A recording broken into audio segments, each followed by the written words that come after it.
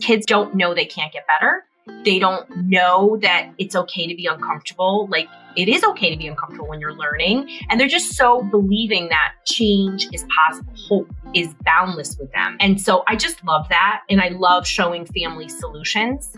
That's really what has driven my work. But what has happened in this 30 years is a startling increase in anxiety and stress that I could not have predicted 30 years ago. I thought, with all the advances that were occurring, what we know about the brain, what we know about what calms the brain, how we can bring health into our life, both physical and mental health, I thought we would be better off with our mental health. Instead, we're at a crisis state. We were at a crisis state even before the pandemic happened, which is why in January of 2020, I started the Global Institute of Children's Mental Health. And here we are in 2022, and it's pretty bad out there. I mean, I said before, it's a shit show.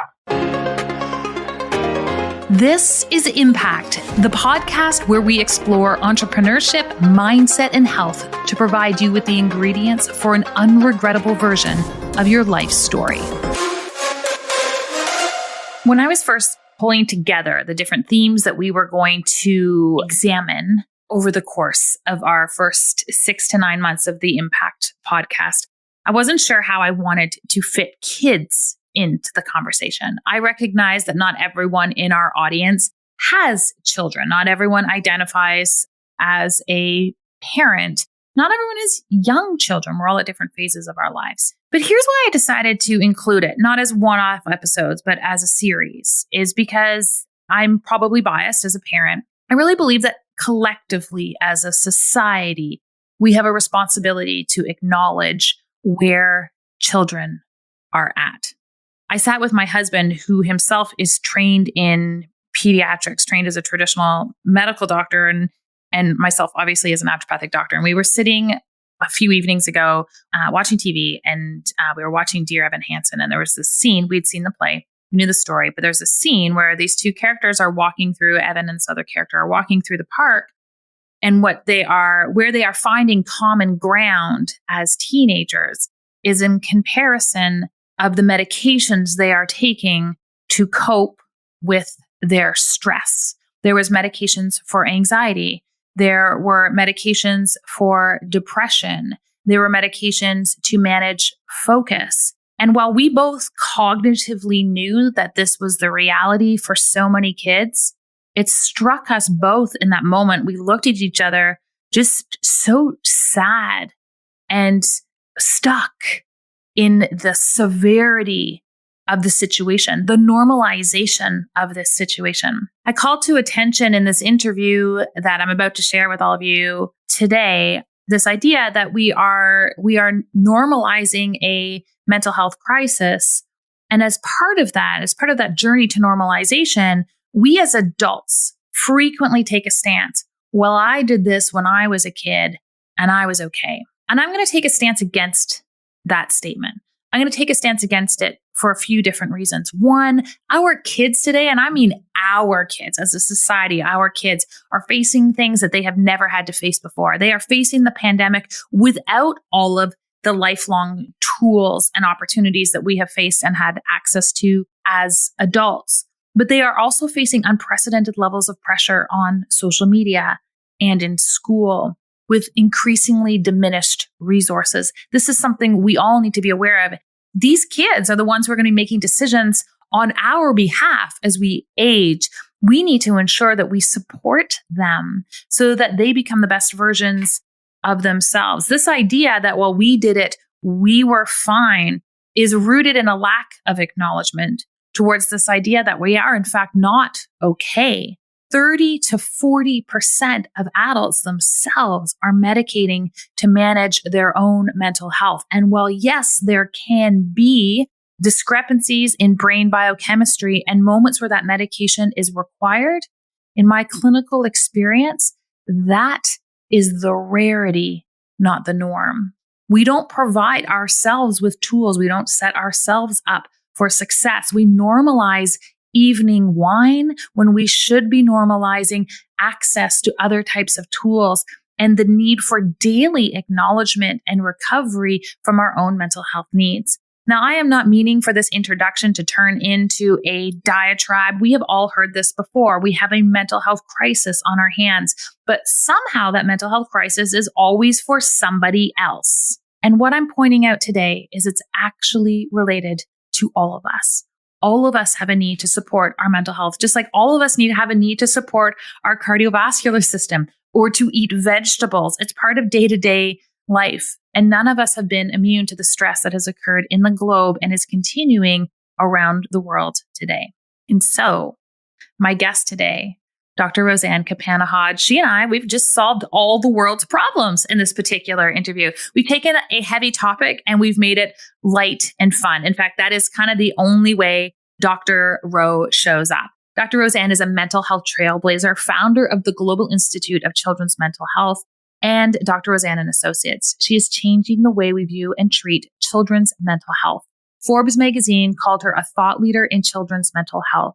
Her work has helped thousands reverse the most challenging conditions such as ADHD, anxiety, mood, autism, learning disabilities, Lyme, PANS, PANDAS, and she does it using proven holistic therapies such as neurofeedback, biofeedback, and psychotherapy. She is a renowned author, an accomplished clinician, and just so much fun to talk to. This interview is for all of us, and I'm so excited for you to meet Dr. Roseann Capana-Hodge.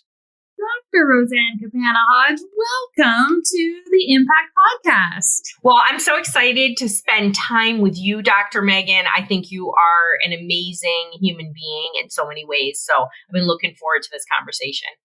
Well, I finally just said to us before we got started, we just need to hit start because we are already deep in it.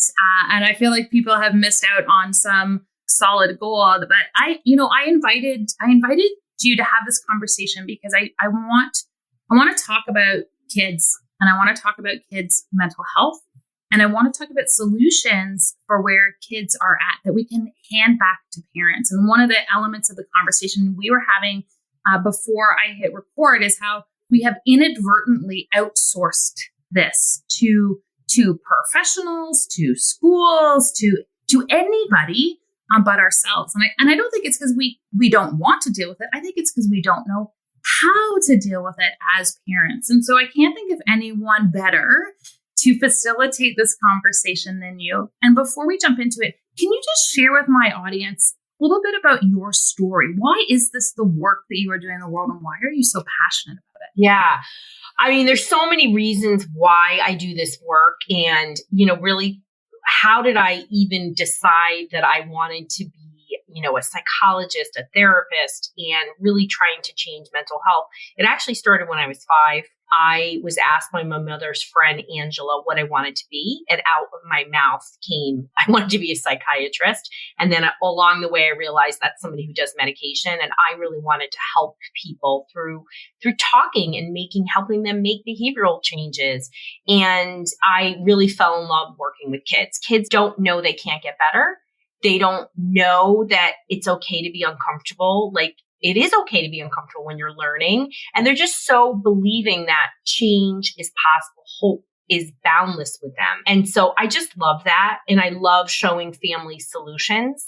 That's really what has driven my work. But what has happened in this 30 years is a startling increase in anxiety and stress that I could not have predicted 30 years ago. I thought, with all the advances that were occurring, what we know about the brain, what we know about what calms the brain, how we can bring health into our life, both physical and mental health, I thought we would be better off with our mental health. Instead, we're at a crisis state. We were at a crisis state even before the pandemic happened, which is why in January of 2020, I started the Global Institute of Children's Mental Health.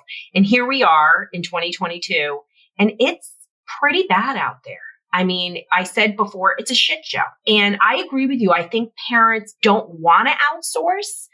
They don't know what else to do. And that's why I'm excited for this conversation, because that's all I do is talk about solutions. And parents should be the CEO of their kids' physical and mental health, and we shouldn't outsource it. When you say crisis state, this is a term that I think we're all familiar with. It's on the news every day. It is in our feeds. But I actually feel like even I like not being a mental health professional, when you say crisis state, what does that look like in your office? Well, I'm getting people who very positively seeking mental health for the first time, but, and trying to get help right away. But I am seeing way more complex cases, suicide attempts of, kids that on the surface seem like they're doing really well, like no history of issues, high performing students, straight A students, great athletes. And this is just echoed, Megan, with what we're seeing on the outside. So rates of suicide, thoughts of suicide, anxiety, depression, OCD, and ADHD are the highest they've ever been. And family stress, about 70% of families report a dramatic increase in stress due to the pandemic. No surprise. That's according to the Stress in America survey by the American Psychological Association. So what I'm seeing is people starting to see difficulties in the pandemic, and some people take charge and really get in there and don't wait for a crisis, but that's not the norm.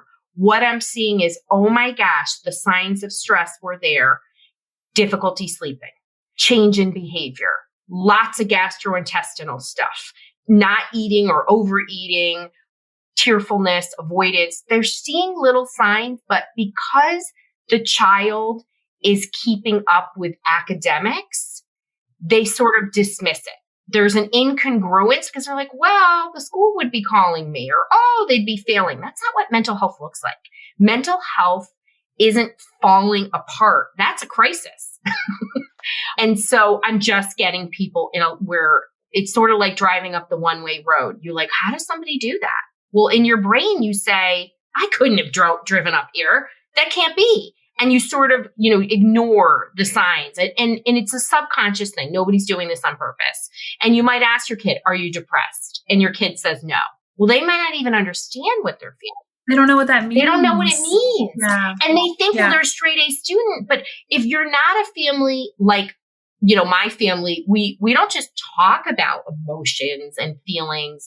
It's just a regular conversation. It's a part of it. We talk about body sensations. Ooh, how does that make you feel inside your chest? Ooh, where do you feel it in your body? And we normalize it, right? And what is happening is these families are coming in, and I'm seeing a dramatic increase in school refusal. I have never, it's 50% of my cases are kids that have broken down so much that they can't put one foot in front of the other and get out the door. That is what I am seeing. What I specialize in is complex cases. Boy, do I love when cases, moms come in and they're like, I'm noticing that they're, got the gastrointestinal only Sunday to Thursday. Oh, that's a thing? Oh, yeah, that's a thing. So, when your kid, I remember many years ago, I had somebody who the kid was a straight A student. What a great kid. He's a total adult, and he's a wonderful human being. And his mom said, listen, I've gone to every gastrointestinal. Somebody said, just go to Dr. Rouse. She'll figure it out. He vomited for 6 or 7 years, Sunday to Thursday, right? It didn't happen on the weekend. And she was like, I think it might be stress. And she's like, somebody said, let's try this neurofeedback. In 2 sessions, it stopped. You know what I mean? And she was like, I didn't realize how much of an internalizer he was because he looked so good on the outside. So she took charge of it. It opened up these beautiful conversations about how to manage stress. He was a more sensitive kid. And I think that's the other part of this, Megan. We think we're immune to stress, right? So I feed my kid organic food. I am living in a nice house. I send my kids to private school. They have nice friends. How could they be stressed? This is what conversations I have every day. We are not immune. Even just the osmosis of everybody else being in crisis and being in that room with other people who are like, oh, I'm on my Zoloft and, I had to go to my therapist because I'm cutting. We're not judging that. There's a lot to take in, especially if your kid is an empath, right? So we're living in a world where the pulse is intense. And it doesn't matter what country you're living in. Like Europe used to be sort of its own place and didn't experience this at the same level as the United States did. They're not too far behind. They experience very high levels. And, our hospital system is just filled with kids who are in crisis. And we need to back up and teach people the signs and what to do about it. We have this obsession, it would appear, as a society where it's like, it's what's on the outside that counts. Like even the way we acquire media and information, it is visually oriented. It's not like, we joke all the time in our company, we're like, people don't read anymore. Like we can't get anyone to read an email. We get a million questions because it's like, it's only what we see. And so I hear what you're saying, because we've got this obsession with what the outer piece looks like. And if that's where we stop, everything looks okay. How do we really just delve into that conversation? And the context for this, I have a almost 11-year-old, and we were playing Frisbee at the park the other day, and she's very athletic, and she dropped the disc. I don't know what we did. She dropped the disc. She was so angry about it. Like the disproportionate level of emotion to dropping the Frisbee in the park. I was like, Naya, just like, let it go. And she was like, this poor kid was so angry. And it was, I mean, I know enough to know that it wasn't about the Frisbee, but I did what you just talked about. I'm like, we live in a nice neighborhood and we've got nice friends, and you've got nice friends, and you're like, you're a super smart kid. Like I went through the list of like assets, which are irrelevant to her feelings. Right. And then like, she didn't want to talk to me about it. She was like, I don't want to talk to you about it. Which I'm like, okay, but how do we get them to talk to us? Yeah. Because I think a lot of parents would be like, okay, fine. Guess she's fine. She doesn't want to talk to me about it. What can I do? Well, first of all, thank you for sharing that story, because I think that's a really common thing that happens, right? We are in a world of Facebook and Instagram where everything has to look a certain way, and there's filters for everything and all this other stuff. And our kids have a tremendous amount of pressure on them, even when parents don't put pressure on their kids. The environment that they're going to, most schools, whether it's private or public, unless you're really going to a different kind of school, which we, the Hodges, choose to do, they're going to get the pressure of the other kids you have to get into a good college. And we say that if you don't get into a good college, you're not going to be anything. I don't believe in that. And that's a whole conversation in itself. But that is a driving factor with these kids. They're shortchanging sleep. They're doing all that. And it starts putting pressure in grade school. So when you have a kid who wants to please, wants to do well, this is not necessarily a bad thing, but anything in life has to have balance. So when you see that your size of your problem, you can't see me, but I'm showing you an ant, and your reaction is an elephant. And, if it's a one-off, it still deserves a conversation. If it's a pattern, this needs lots of conversations. So number one, when a kid, if you're not having regular conversations about how to deal with stressors, and we'll get into that, you're not going to jump into a hot situation, right? Their answer is, I don't want to talk about it. You know what I mean? They're going to give you this, you don't understand. Yeah. You have a teenager, you might get an FU with it, all those things, right? I have an 11-year-old and a 17-year-old. Like, girls have their own path of how they have maturity. Boys have a steep improvement at about 15 and a half. Thank you, Jesus. But what happens is, in that situation, a lot of times we lean in with words, right? And I'm not saying that's a bad thing, but that isn't how our kids think. They are, as you said, with adults, visual and kinesthetic, right? So if you are outside of the situation, what I would do is like, hey, I see you got really frustrated really easily. When's the last time that's happened to you? And, depending on what kind of relationship, you might get a push-off statement. Start being a detective and look at your child and be like, wow, they really have a low frustration tolerance. I talk about a resiliency mindset. We want to be resilient. I'm a very stress resilient person because a lot of reasons, but it's a lot of daily work. It's an evolutionary process. And resiliency comes from your mindset of how you view, manage, and recover from stress, right? The best people in terms of how they manage stress is how they view it. So if you don't even view things as a stressor in the same way, like, okay, this was icky, and I'm sure there's a lesson in here. Let me process it and move on. We know that there's better life outcomes. Your mental health is better. This is all through research. So why is this relevant? We need to use those micro opportunities of everyday stressors. And we want our kids to have stressors, people. We are band-aiding the crap out of them. Say that one more time. We want our kids. I call this bubble wrap parenting. We are bubble wrapping our kids, and we are not allowing them to tolerate uncomfortableness. And when you learn to be uncomfortable, little bits of uncomfortableness is how your kids self-regulate. They're like, ooh, that person, somebody told me a lie yesterday. And I always tell everybody, I don't even know why people try to lie to me. Like, I was actually went to a training by a Secret Service agent. I know all this stuff. I can tell where you're accessing information in your brain when you're talking to me, all kinds of things. And I usually don't, I just go, okay, this person's lying to me. It is what it is. And I file it away and I just make sure that I realize this isn't what it is. And so, when, we are stressed, when we are, struggling, and I viewed that situation differently, but you have to learn to moderate that uncomfortableness. You have to learn how, wow, that person lied to me yesterday. I got a pit in the stomach, right? I recognized it. And it was an uncomfortable emotion, and I can process it and move on by it. I don't have to explode. That took a lifetime. And I'm very fortunate. I'm the daughter of Italian immigrants, and my parents were like, there is no limit to what you can do. Speak your truth. Don't feel like you can't say something to somebody because it's going to make them uncomfortable. And don't do anything you don't want to do. My parents were like, oh, don't do anything you don't want to do.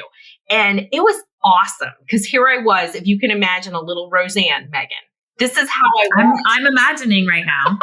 2 and 3, I would be like, I don't think so, right? But when our kids get in touch with those feelings, they're able to do things. When I went to college and, somebody was inappropriate to me, Megan, a boy, in uncomfortable situations, I was like red alert. I could recognize uncomfortableness because not everything made me uncomfortable.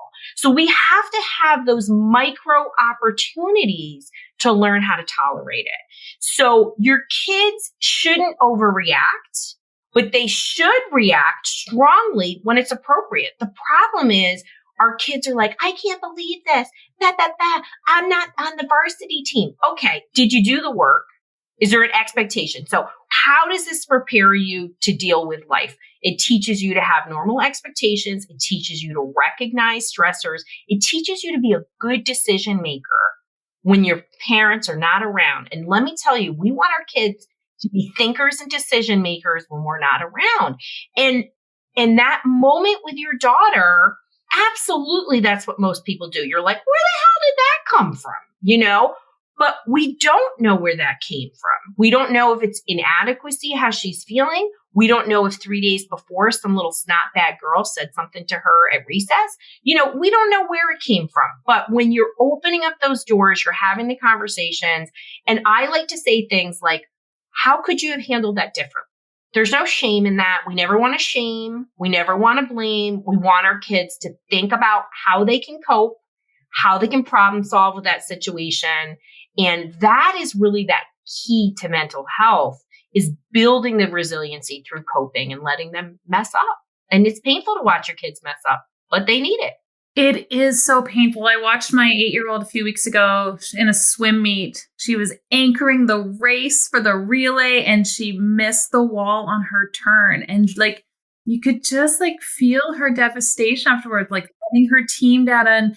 And I felt it. It was so hard, but I was also like, this is this is a moment. This moment is you're throwing this in your arsenal more than that gold medal. So I get it. These things, it's hard for us. It's hard for us too, but I'm obsessed with this notion of resilience. And part of it is one of the things I hear from parents, and then we're going to get back to the influence of the pandemic. But one of the things I hear from parents is, I did that when I was a kid and we are fine.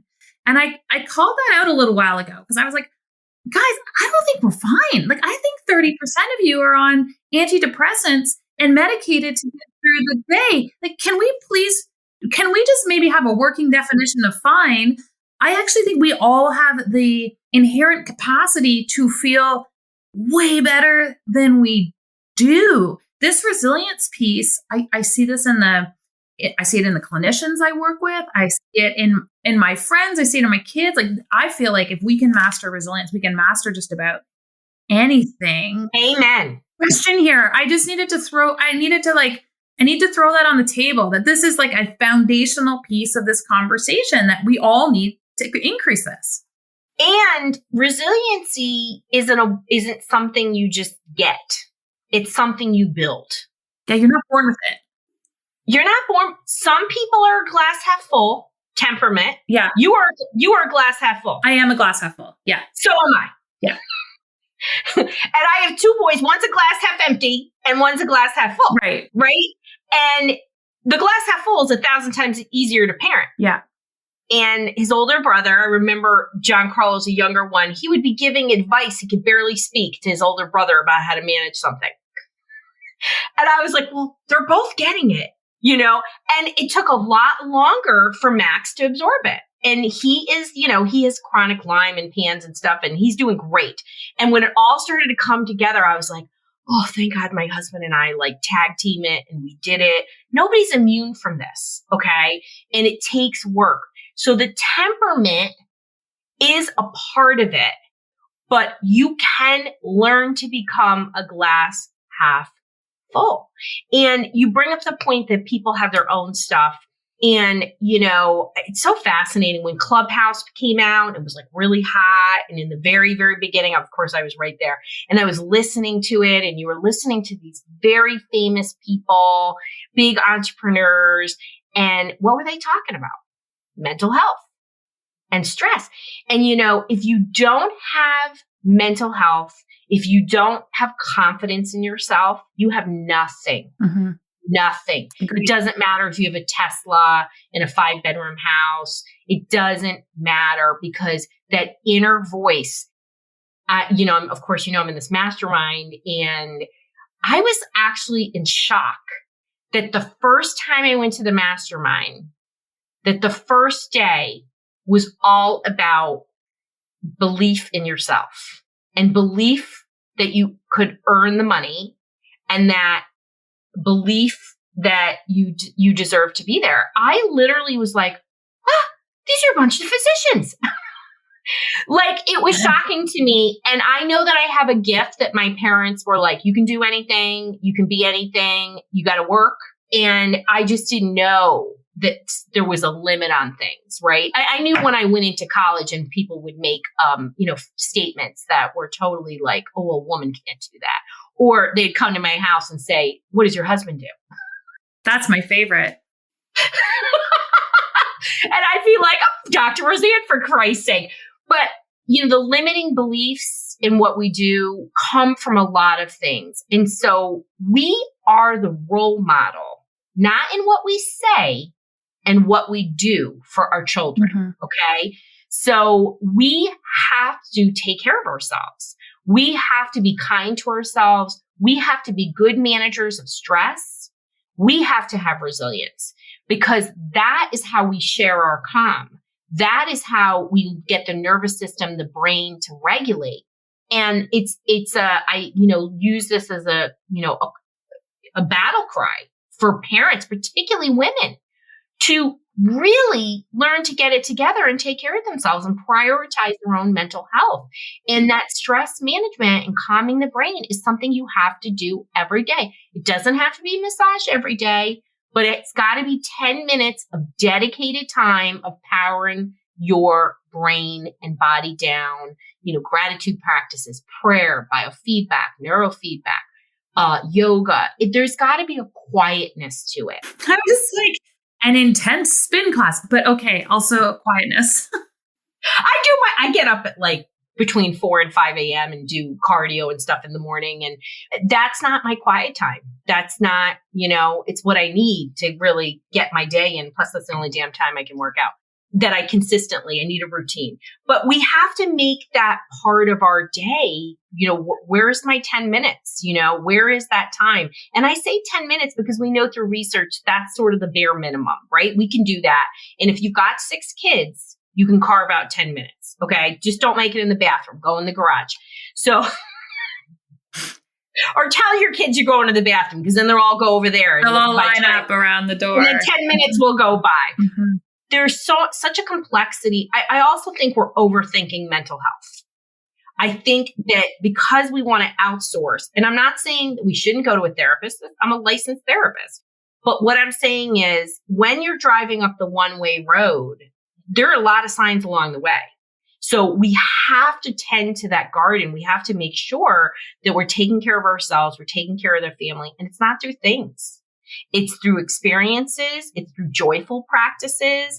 It's through, in our house, a whole lot of laughs. And, we parent with a lot of humor and sarcasm and being present as much as you can. Like, when I'm doing work, I'm like, I'm doing this work. I'm going to finish it. And I turn off my devices. Yeah. You have to be there to connect. Yeah, I 100% agree with that piece. And that actually just takes intention and conscious effort. Like that is not, these devices are super powerful. Like if you are not intentional about, I turn it off or put it in the drawer or do the whatever, like everyone gets sucked into the it's dopamine. Like an extension of your hand, Megan. You know what I mean? Now my workout pants now have the pocket for it. And I'm like, oh boy, you know what I mean? So, we have to learn to integrate these practices in, just like we make time for email, and in prioritizing it. And I do also think, even though people think they address their issues, you're right. They take a pill because it's quick, it's easy. I also think our kids face different stressors than we do. Mm-hmm. Every generation has their own issues, and I'm not going to blame technology, but technology has an accessibility that is overstimulating our nervous system, doesn't give people downtime. Like I had a ton of downtime as a teenager. Did you? Yeah, I did. Yeah. Like you could do stuff and hang out with your friends. Now it's like, oh, I don't think I can get there till 2 weeks from now. So we have to compare apples to apples, and we're not. As I also talked about the expectations for straight A's. Like if you're not a straight A student, you're nothing. Even when parents say, well, I don't believe in that, the other families do. And it puts a lot of undue pressure on these kids today. It's a very multi-layered issue. The kids that do the best have inner resilience. They have self-love and confidence, and they know how to manage stress, like other kids doing stupid things around them. Or, those kind of things. It's going to happen, in a place where kids today, marijuana usage at a very high frequency, using it multiple times a day has become pretty standard. And it used to be like high level academic kids didn't smoke pot all the time. They smoke pot just as much as everybody else. We're all looking for ways to cope with stress. We just have to find the ways that are healthier, that also are things that people can use throughout their life. Absolutely, because these are transferable skills. Like someone asked me, they're like, where does your state of resilience or perspective on stress come from? And I was like, oh, that was built up when I was a kid. And it's getting in the ring. It's also getting in even as adults, we have this, I think we have a challenge distinguishing moments that are uncomfortable, and I should have boundaries and say no, from moments that are driving growth in us as humans. I actually think part of the challenge is we don't have a very strong lens to understand and distinguish those two opportunities in our life. And so what we do is we just push all uncomfort goes behind the boundary of medication or alcohol or Netflix or pot or whatever the case may be. Absolutely. Right. And that is the truth, because if you're not learning how to manage bits of uncomfortableness, you can't indistinguish. It all gets lumped together, and all you say is, I don't like how I feel here. Let me disconnect. Those are all disconnection things. And the healthiest people are grounded within their bodies. And we're all going to have stressors. There's just no way around it. But how we view and how we learn to get through it. Whenever, some people, right? Obviously, I'm a therapist, but I'm very action oriented. So I'm not a therapist where you get to come in here and just complain about your problems. This is, well, here's the problem. What's the solution? Having a solution oriented mindset is important. But we also have to honor those negative experiences. And sometimes we do really need to take some time to grieve, mourn, be upset, do that. You can't live there. And when you're really stuck in that place, that is when you should seek help from a licensed mental health provider, and find new ways to manage. And that's really what I look at therapy as, this way to gain those skills that take you to that next level in your hopefully awesome evolutionary mental health process. What did the pandemic do to kids who were already in crisis? Because I know what it did to adults. Yeah. If you had poor coping skills before going into this pandemic, people fell apart. I mean, I can even tell you that, I had somebody who was very close to me who was a therapist. I mean, I just couldn't believe what happened to this person. And they just fell apart. They were ran a little on the anxious side. But during that time, you either said, hey, this is stressful. Let me figure out ways to counter it. Or you've kind of tumbled into this black hole of anxiety. I think parents got to see how their kids were actually coping and managing the stress because they were home. So they were saying, oh my God, my kid can't pay attention. Or wow, they really have no idea on how to get into this thing, and the teachers were helping, or they really don't have friends, or they're poor at managing friendships. So they got a bird's eye view that they never had before, which I really commend the parents who were like, oh, we better address this in a really positive way instead of turning a blind eye. But I saw many, many people sink into a deep depression, lots of anxiety. I had never seen so much just worry. And it really stemmed down to a lack of connection. We were missing people. I think that's totally valid. Like, I still came to work every day with a small group of people, even though we weren't supposed to. It was like, what are they going to do? Arrest me? I need connection.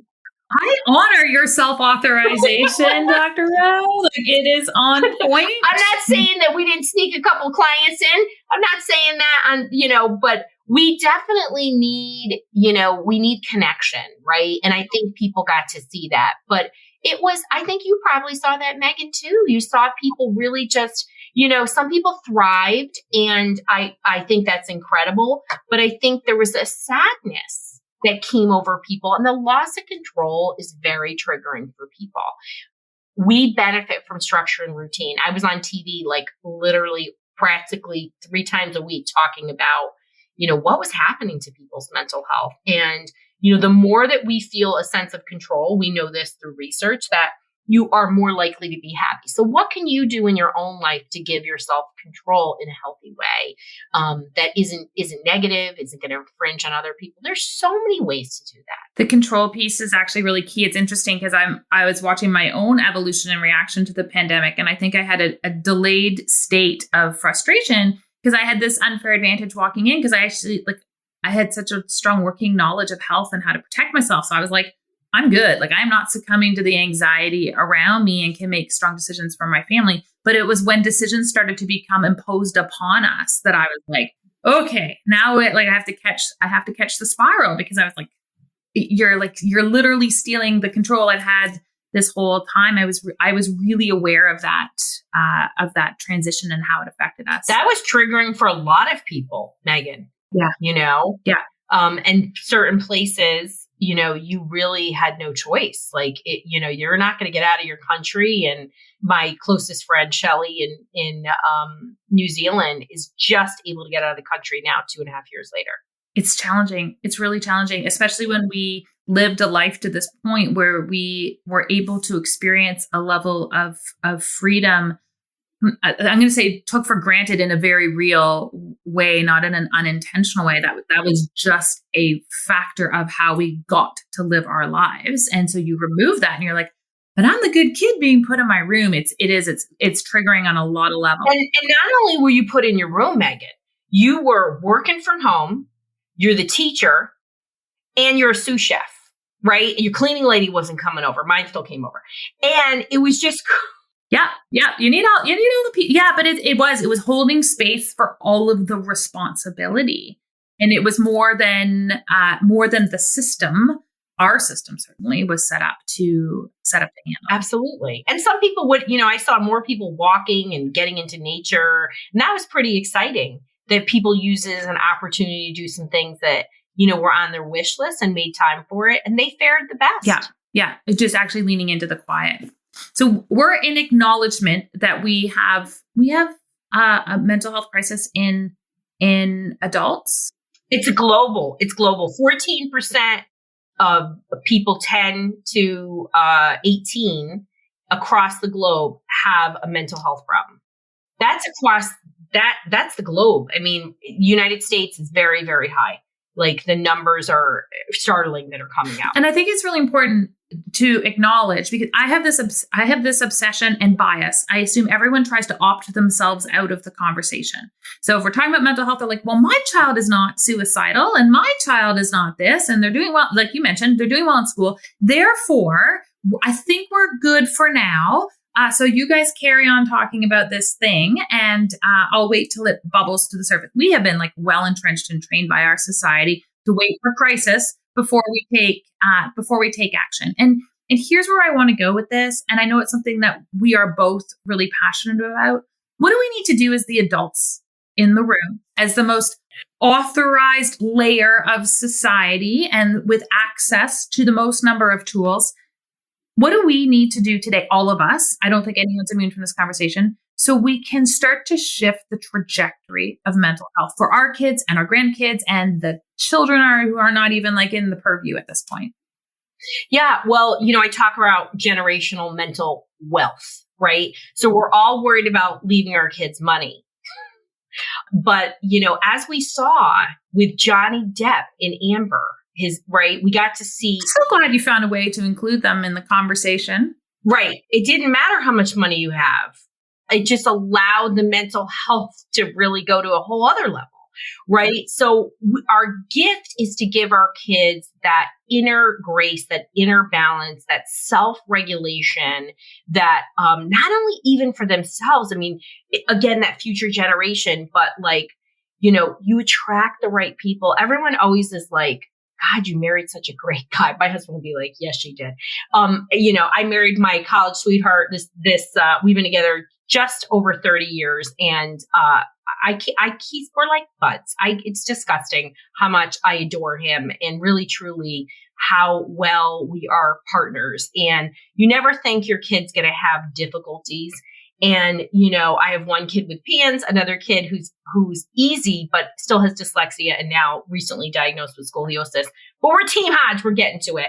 You need partners in life. And how did that happen? Right. Well, I think there's a lot of things, but also I am a secure person. So I attracted a secure person.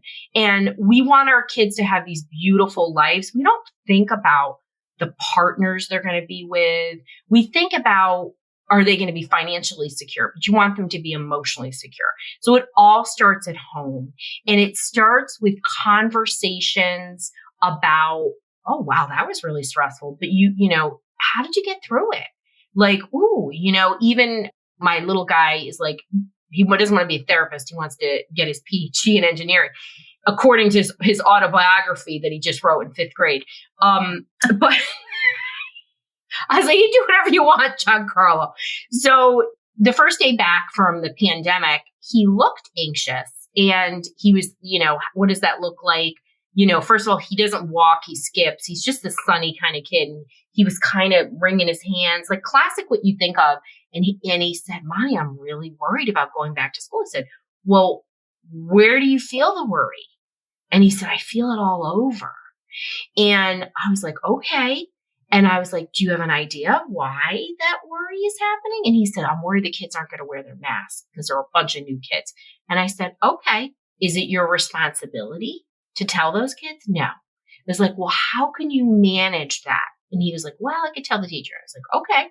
So then I was like, let's lean into this anxiety. let's feel it. What can you do to lower it? And he said, I can breathe through it. And I was like, okay. And then I was like, we did a little number check. That didn't happen one time. We've been doing that. So have conversations, get them to check in with their body sensations. This is really important. And I use a scale of 0 to 5, and I'm like, how uncomfortable are you? Where do you feel it? Have them lean into it. Super important. And then as we talked about, you have to be a role model of stress. So that does not mean you hide your stress, people. In fact, I have very open conversations. So something very stressful happened to me this week, and I came home and my teenager, I was like, I had a rough day. And he was like, because I don't normally say that. And he was like, what happened? And I told him, and he was like, oh. And then I talked to him about it. I told him how I was managing it. And he is internalizing it, right? They need to understand, like, oh, when mommy got the speeding ticket and you're in the back seat, we laughed about it. We talked about it. I said to my little guy, were you worried? He goes, oh, I'm actually embarrassed if anybody saw you get pulled over for speeding. And it was really good. So I give you these real world examples because you want to have ongoing conversations. You want to talk to them about stressors. My parents taught me about a lot of things, stress, business, whatever. There was no conversation that was off the table. And with mental health, just like you talked about, we try to pull it away. Your uncle Jeff is an alcoholic, and you don't talk about it. Well, let's talk about Uncle Jeff's alcoholism. Why is he an alcoholic?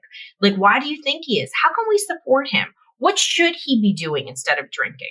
You don't have to hide it. They're aware Uncle Jeff is an alcoholic. Either that or they think he's really strange because he's, tripping on his words or doing inappropriate things. Why don't you have real conversations? Everyone doesn't want to talk about mental health like they would a kid having cancer. So role model stress, management, role model how you are mitigating stress, like prayer, breath work, yoga, do family things together. Keep mental health a priority in your family and really honor it, and that's how you build good skills.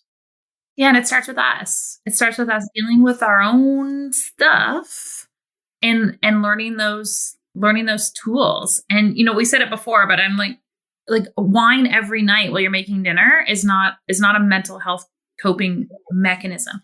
It can be lovely, but that you have to be just so clear around how you are leveraging different things in your life to avoid having to lean into these pieces. And, I, as a clinician, the one thing I've taken away from my time working with patients is we can't make assumptions about people. We can't assume they had it easy. We dismiss our own pain by comparing to other people. I could never have what she had because she had it so easy growing up and I had all this shit. And so I'm not unpacking my shit.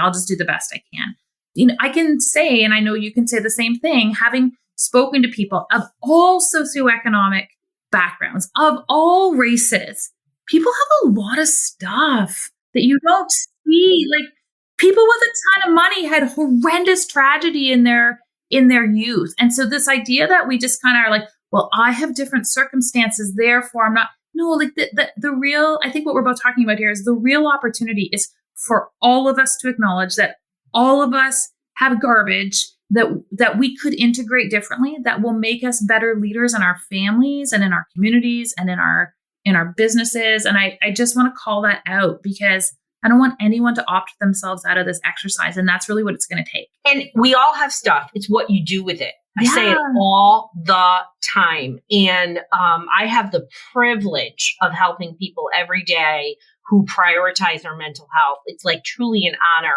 And I am amazed sometimes how much stuff people have. And they're like, I don't want to deal with this stuff. One time I had an 81-year-old come to me with some of the most horrific trauma, physical, sexual abuse, right out of infancy, read a book called The Body Keeps Score. It's about trauma. And said, I want to come and do neurofeedback with you. At 81 years old, God bless her. And she said it was the first time she ever could experience joy in her life. Is that amazing? Like truly like goosebumps. So whatever it is, there is a way to deal with it, and it may be uncomfortable, but you can get to the other side of it and you can learn how to manage that. And that's how we create that generational mental wealth. And it's an ongoing process, but every day, including Dr. Rowe and Megan, we are constantly finding ways to bring balance and counter stress. True? 100%. 100%.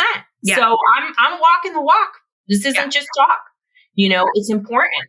It's for sure. Totally the only way. I feel like this is a perfect place to transition the interview into something I call our impact ingredients. And while we could talk all day on these, the intention is that they're rapid fire pieces. So we can just get a sense of like what happens in I can only imagine what happens in I feel like you would be an excellent reality TV show. Oh, I would be. Yeah. Right. Okay. What is a weird skill or talent that you possess that people might not know about? Oh my God. I have so many weird skills. How did I know this would be a long? I'm a 5-star chef. Okay. Yeah. Yeah. It's the only other career I actually considered. I asked my daughter the other day for her birthday, what meal can mommy make you that is your favorite? She's like, can you take me to Taroni's for their bolognese? And I was like, okay, okay. Great. Yeah. And I love to cook because it makes people so happy. And my friends, wherever I go, if I go to their house or coming over, I cook and I love it. It's my zen. Amazing. Where do you cultivate courage from when you know you're going to need it? Where do you dig deep to find it when you need it? Oh, I have so easy answer. I link up to source and I get a lot of guidance from above. And I have such clarity about everything that I do, including this mission, because this is divine intervention. I get a divine download and I just do it. What's a non-negotiable for you in your life? If it's not a hell yes, it's a hell no. As an entrepreneur, were you born with it or did you learn to become an entrepreneur? I learned from my parents, who I'm a 2nd-generation entrepreneur. And the last question for you, what do you want your legacy of impact to be? I want to change the way we view and treat kids' mental health. I mean, that's my mission. And I talk about it all the time. I want this to be a disruption in the conversation and really get people away from pharma and teach parents they are the power. They should never give it up. And this is all things that they can do. They just have to start small and integrate the changes into their lives. Dr. Rowe, up to so many awesome things. Always so fun to follow along with. Where can we send people so they stay up to date on your journey and your work and can access some resources? Well, you can find me Dr. Roseann everywhere, and that's DrRoseann.com, Instagram, TikTok, YouTube. Facebook is Dr. Roseann Capana-Hodge, but you can go to my website. I have a lot of blogs, a lot of good information so that you can start today making changes. Amazing. All of this can be found on our website, meganwalker.com/podcast. Dr. Rowe, thanks for being here. Oh, I'm sending you a big hug. Thank you for having this conversation. It was awesome. Impact is what lives on when we leave the room, tuck them in, or step off stage. It is less about what you do, more about how you make them feel, and everything about how you choose to show up in the world. If you enjoyed this podcast, hit subscribe on Apple Podcasts, Stitcher, Spotify, or wherever you are listening to this episode. I am your host, Megan Walker. Until next